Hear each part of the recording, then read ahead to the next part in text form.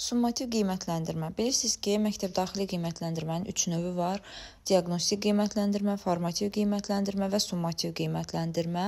Bugün summativ qiymətləndirmə haqqında olan məlumatla tanış olacağıq. Deməli, summativ qiymətləndirmə hər hansı bir zaman müddətinə qədər şagirdlərin mənimsədikləri bilik və bacarıqların dəyərləndirilməsi nəzərdə tutulur, yəni dəyərləndirilməsi kimi nəzərdə tutulur.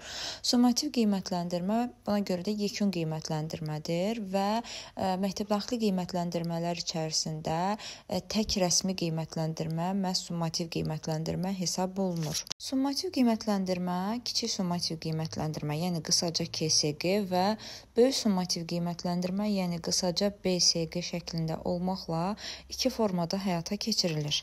İstər böyük summativ qiymətləndirmə, istərsə kiçik summativ qiymətləndirmə üçün materiallar hazırlanarkən sualların çətinlik dərəcəsi, ümumi sualların 20% birinci səviyyə üzrə asan suallar, ümumi sualların 30% və 30%, yəni birlikdə 60% ikinci və üçüncü səviyyə üzrə orta çətin suallar və ümumi sualların 20% dördüncü səviyyə üzrə lap çətin suallar olmaqla hazırlanmalıdır. Qiymətləndirmə aparmaq üçün isə yenə həm KSQ, həm də BSQ üçün nəzərdə tutulan bir nəticədir. Deməli, birinci səviyyə üzrə 0-30 bal, rəqəmli qiyməti 2, ikinci səviyyə üzrə 30-60 bal, rəqəmli qiyməti 3, üçüncü səviyyə üzrə 60-80 bal, rəqəmli qiyməti 4, dördüncü səviyyə üzrə isə 80-100 bal olmaqla rəqəmli qiymət 5 şəklində qəbul olunmuşdur. Burada fikir verirsinizsə, məsəl üçün birinci səviyyədə 30 bal qeyd olunub, ikinci səviyyədə 30 bal qeyd olunub. Bunun mahiyyəti nədir? Birinci səviyyə üzrə 30 balın özü, yəni 30 rəqəmi tam olaraq rəqəmlə 2 şəklində qiymətləndirilir. Amma əgər 30-dan sonra vergül varsa və vergüldən sonra istənilən rəqəm yazılıbsa, bu artıq növbəti qiymət üçün, yəni 3 üçün hesablanır. 60-da da eyni. 60-ın özü 3 kimi qəbul olunur. 60-dan sonra vergül yazılırsa, bu artıq 4 kimi qəbul olunur. İndi ayrı-ayrılıqda BSQ və KSQ üçün məlumatlara baxaq. Deməli, kiçik summativ qiymətləndirmə bölmənin sonunda və yaxud da ki, hər hansı bir bölmənin daxilində keçirilə bilər və yarım il ərzində minimum 3, maksimum 6 dəfə olmaqla həyata keçirilə bilər. Yəni ki, bir yarım il ərzində siz minimum 3 dənə KSQ keçirməlisiniz, maksimum isə 6 dənə. Nə 3-dən aşağı ola bilməz, nə də ki, 6-dan çox ola bilməz. Və eyni zamanda bir KSQ ilə digər KSQ arasındakı zaman müddəti isə 3 həftədən az, 6 həftədən çox olmamalıdır. Yəni deyək ki, noyabrda KSQ keçirmisiniz, dekabr ayında KSQ keçirmək üçün noyabrda keçirilən KSQ-nin üzərindən minimum 3 həftə, maksimum isə 6 həftə vaxt keçməlidir.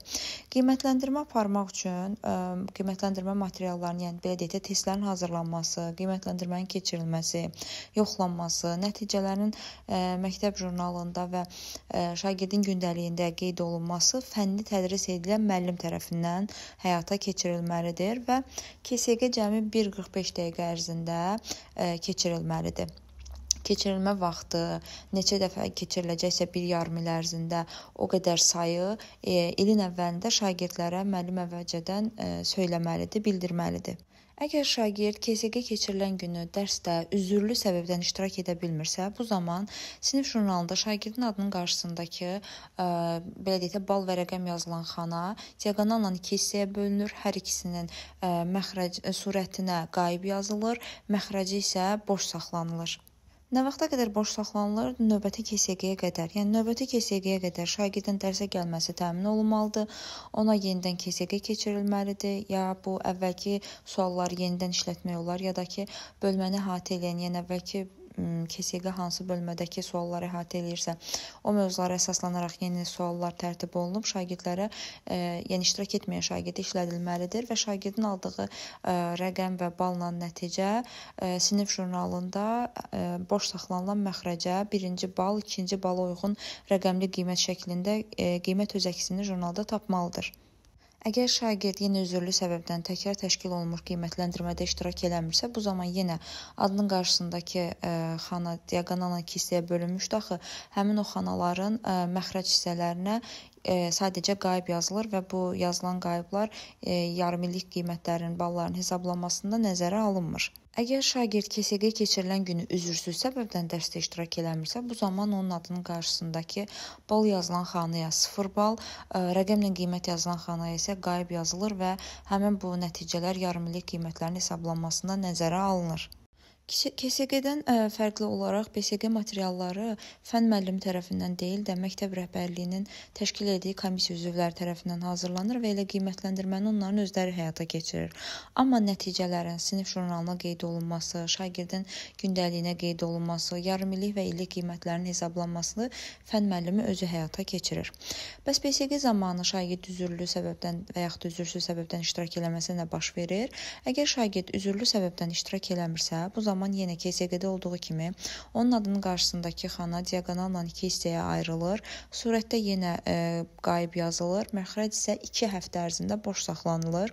2 həftə ərzində şagird dərsə gəlməlidir. Böyük summativ qiymətləndirmədə iştirak eləməlidir. Aldığı nəticə məxrəc hissələrdə qeyd olunmalıdır. Yox, əgər şagird yenə təkrar təşkil olunan böyük summativ qiymətləndirmədə iştirak eləmirsə, bu zaman onun balı 0 kimi qəbul olunur və qiymət yazılan hissəyə isə qayıb yazılır. Bu, yarımillik qiymətlərin hesablanmasına nəzərə alınır. Şagird üzürsüz səbəbdən BSG-də iştirak etmədikdə isə KSG-də olduğu kimi yenə adının qarşısındakı xanada bal yazılan hissəyə 0 bal yazılır, rəqəmli qiymət yazılan hissəyə isə qayıb yazılır və həmin bu nəticələr şagirdin yarımillik ballarının nəticələrinin hesablanmasında mütləq nəzərə alınır. Bəs yaxşı, hansı siniflərdə, hansı fənlərdən BSG və KSG tədris olunur? Deməli, 1-ci sinifdə ümumiyyətlə nə BSG, nə də KSG keçirilmir. 2-ci sinifdən 11-ci sinifə qədər bütün siniflərdə, bütün fənlərdən kiçik summativ qiymətləndirmə aparılır. Böyük summativ qiymətləndirmə isə 4, 9, 11-ci siniflərdə, yəni buraxılış siniflərində bütün fənlərdən tədris olunur. 5, 6, 7, 8, 10-cu siniflərdə isə buraxılış fənlərindən, yəni ki, dil olaraq ana dili və yaxud da rus dilindən, xarici dil və riyaziyyat fənni olmaqla həyata keçirilir. Eyni zamanda 5, 6, 7, 8-ci siniflər, lisey və gimnaziyalarda təhsil alan siniflərdirsə, bu zaman pedaqoji şuranın qərarı ilə əlavə maksimum 3 fəndən də orada BSG keçirmək mümkündür. 10-cu sinifdə isə lisey, gimnaziya və təmayüləşmə tətbiq olunan məktəblərdə yenə pedaqoji şuranın qərarı ilə maksimum 3 fəndən, 3 əlavə fəndən BSG imtahanı təşkil oluna bilər.